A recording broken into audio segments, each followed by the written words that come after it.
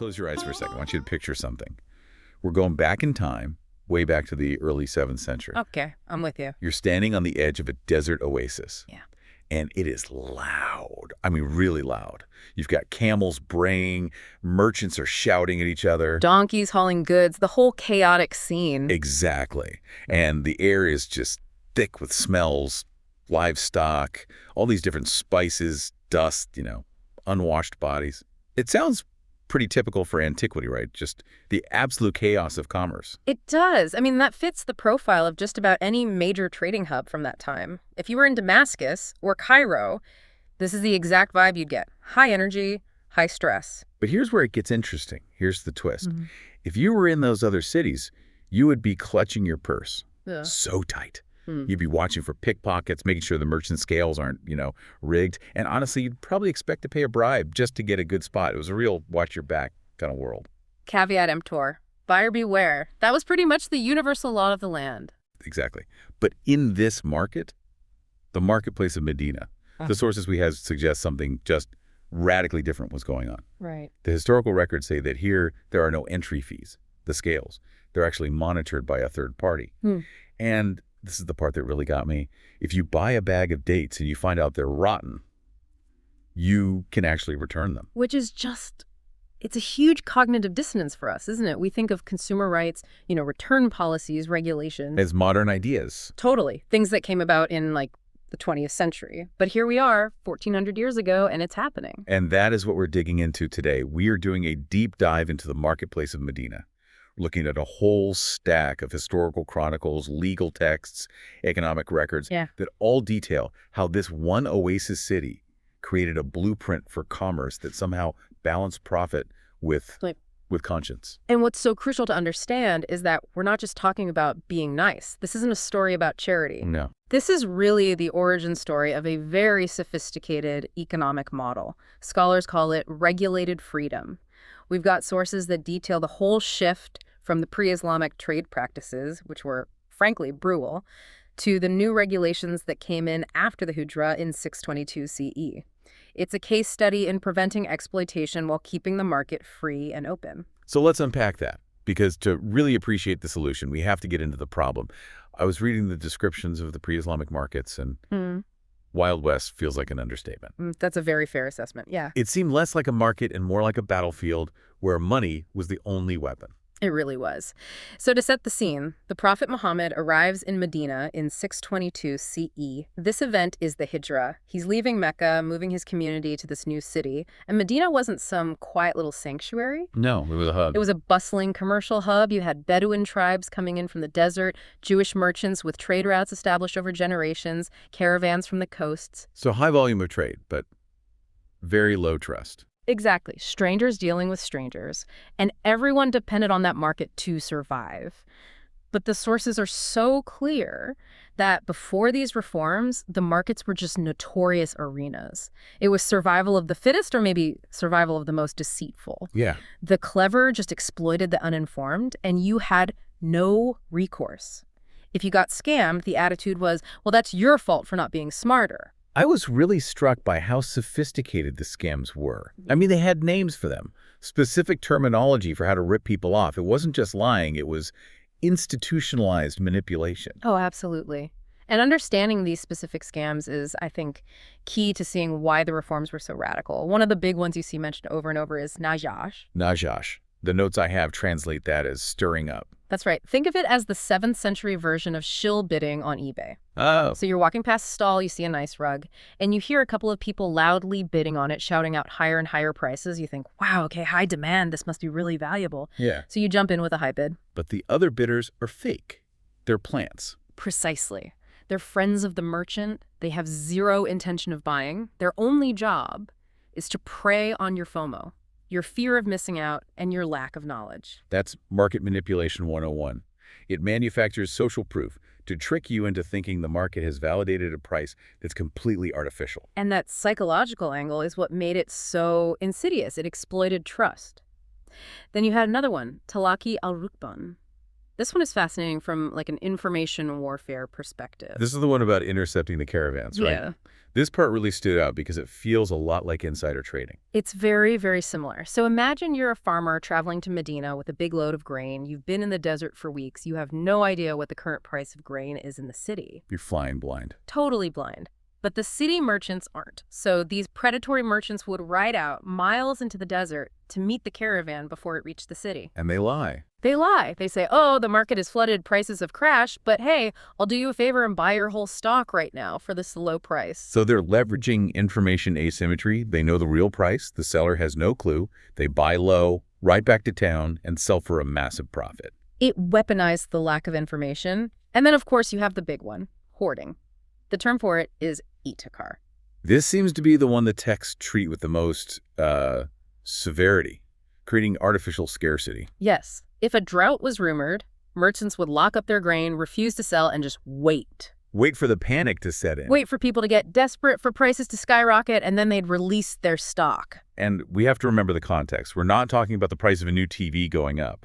We are talking about starvation. That is the critical stake. If the price of grain spikes in Medina, families don't eat. It leads to unrest, theft, death. So these scams weren't just financial annoyances. They were existential threats. So when the prophet arrives, he sees this chaos, this survival of the deceitful, and he doesn't just preach. He actually sets up a physical marketplace with a whole new operating system. Absolutely. And it starts with the physical space itself. The first principle is this idea of the market as a public commons. A public commons. Usually you think of like grazing land or a well. Applying that to commercial real estate is different. It is. I mean, think about a modern mall or even the ancient souks. To get a store, you pay rent. The best spots cost the most money. The space is private property. Right. In Medina, the prophet established that the market ground itself could not be privately owned in a way that concentrated power. There's a directive that says, he who reaches a spot first has the right to it until he leaves. So it's first come, first served. Yeah. Every single day. Like a prayer hall. If you get there early, you get the front row, no reserved spots for the wealthy, no permanent stalls that locked out new competition, and crucially, no entry fees. Wow, that is a massive removal of barriers to entry. So if I'm a new merchant with just one basket of figs, I can set up right next to the richest trader in town. If you wake up earlier than him, yes. It completely leveled the playing field. Yeah. The idea was that access to the market is a right, not a privilege for those with capital. Okay, so you have this open access. But here's the question that tripped me up. You have all this talk about fairness, stopping hoarding. So I just assumed the authorities were setting the prices. You know, bread costs 2 dinars, period. And that is the logical assumption everyone makes. But this is where we hit a really nuanced historical point that, for me, is the most important insight from this whole deep dive. Yep. There's a famous account where people came to the prophet during a time of high prices they were suffering, and they asked him point blank to fix the prices. And you'd think he'd say yes. But he refused. He actually said, only Allah fixes prices. Yeah, it stops you in your tracks. It sounds almost libertarian, like let the market decide. On the surface, it does. But you have to look deeper. When he says that, he's acknowledging the natural forces of supply and demand. If there's a real drought, grain should be more expensive. That's a real market signal. It's a reality of the world. And if you artificially suppress that price, you're being unfair to the farmer. You force him to sell at a loss, he stops farming, and then next year you have no grain at all. So high prices are okay, but manipulated prices are not. That is the critical distinction. It's a system of regulated freedom. You don't fix the price outcome, but you must strictly regulate the process. Hoarding, forbidden. Fake bidding, forbidden. But a high price because of a real shortage, you have to let it happen. That is such a subtle needle to thread. We won't control the result, but we will police the behavior. That's a perfect way to put it. Intent matters. Later jurists spent volumes on this. High prices from God's will, like weather, are allowed. High prices from human greed are forbidden, or haram. But rules are just words without enforcement. You know, if there's a 300% profit to be made, people are going to hoard. So who is the sheriff? Enter the mutasib. The mutasib, usually translated as market inspector, but that feels a little dry for what this role was. It is. The term comes from Hisbah, to reckon. And the mutasib was a unique figure, not just a cop with a club. He was part regulator, part judge, and part teacher. A teacher? How so? Well, the early sources describe the prophet himself acting in this role. He'd walk the markets, not just looking for criminals, but looking for teachable moments. Ah, okay. There's the famous story of the grain merchant. The grain on top of the pile looks great, but he puts his hand deep inside and feels dampness. The merchant hid the wet, spoiled grain at the bottom. The classic good apples on top trick. Exactly. And he could have just banned the merchant, but instead the response was educational. He just asks, "What is this?" The merchant mumbles an excuse, and the prophet says, "Why didn't you put the wet grain on top so people could see it? He who cheats us is not one of us." So the goal wasn't just punishment. It was about changing the culture, about community standards. Precisely. But don't get me wrong, as the institution grew, the mutasib had real teeth. In the expanding empire, they could seize spoiled food, confiscate false weights, even administer public punishments. They were walking the beat, checking everything. Sounds like they were trying to connect commerce to something bigger. You're not just selling grain, you're doing a moral act. That is the absolute core of it. Expert commentary links this right to a Quranic verse about commanding the good and forbidding the wrong. Market integrity wasn't just civil law, it was a spiritual duty. That's a powerful motivator, more powerful than a fine. I want to zoom in on one thing they did because it keeps coming up in the texts: weights and measures. It was an intense focus. I mean, the Quran itself mentions the importance of fair weights and measures 11 times. 11 times. That is incredibly specific for a religious text. It just shows you how central this was to their idea of justice. In a world where everything is weighed by hand, a tilted scale, a hollow weight, that is how you steal from the poor. It's invisible theft. And there's this concept that reminds me of a baker's dozen. Yes, the principle of generosity. He taught that when you weigh something for a customer, you should tip the scales slightly in their favor. Give a little extra. That totally flips modern business logic on its head. Usually it's about maximizing every last fraction of a margin. Right. This is about viewing the transaction as a relationship, not a zero-sum game. But let's go back to that return policy you mentioned. This is called Khiyar. Khiyar. Yeah, this part just blew my mind. The idea that in the 600s, I have actual rights as a shopper. It's so far ahead of its time. It's surprisingly modern. Khiyar means choice or option. The main one was Khiyar al-Aib, the option of defect. So if I buy a camel and get it home and realize it has a limp, I couldn't see. I'm not stuck with it. You have recourse. But even more fascinating is Khiyar al-Majlis. That's the cooling off period, right? Exactly, the option of the meeting place. It says that as long as the buyer and seller are still physically together, either one can cancel the deal, even if you already shook hands. It accounts for high-pressure sales tactics. It gives you a moment to breathe and back out. That is brilliant. It removes the pressure. And what about the sellers?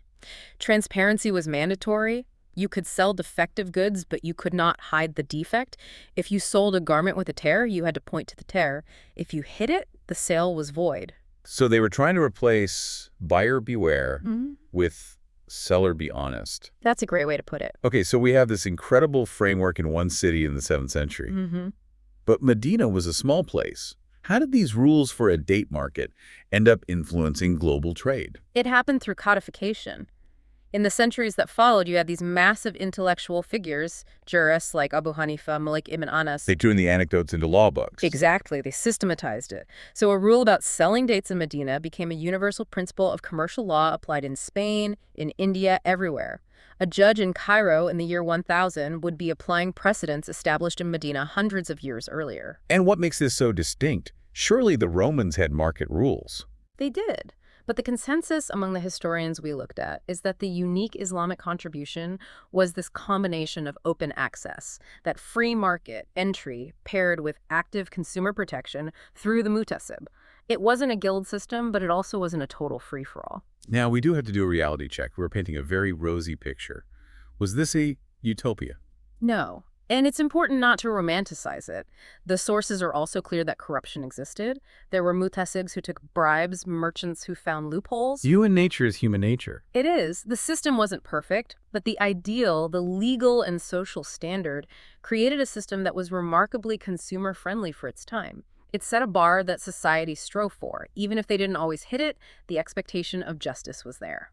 So to recap our deep dive, we went from a wild west of scams and hoarding to a regulated ecosystem. We saw the invention of the mutasib as this regulator-teacher, the strict enforcement of fair weights, and the radical idea of a right of return. And all of it was underpinned by this spiritual dimension, that the market is a place where your ethics are tested. I do have one last question. Mm-hmm. Did the prophet really walk the markets and measure grain himself? Is that history or legend? That's a great distinction to make. The likelihood that he personally measured every single transaction is, of course, low. He was leading a state. Right. But the historical record is very solid that he established the system, he walked the markets to inspect them, and he set the precedents. The anecdotes might be illustrative, but the principles are rock solid. It's the principles that survived. They did. And here's a thought I want to leave you with. In our modern world, we tend to separate business and ethics. We have business decisions and moral decisions. Two different buckets. Right. But in the marketplace of Medina, they were the same thing. So it raises this question. How would our modern economy look if we viewed every single transaction, every click of a buy button, every pricing strategy, not just as an economic exchange, but as a spiritual responsibility? That is a heavy thought to end on. It definitely changes how I think about my next grocery run. It certainly raises the stakes. Thank you so much for joining us on this deep dive. It has been a fascinating trip back to the 7th century. My pleasure. It was great to explore it with you. We'll see you next time.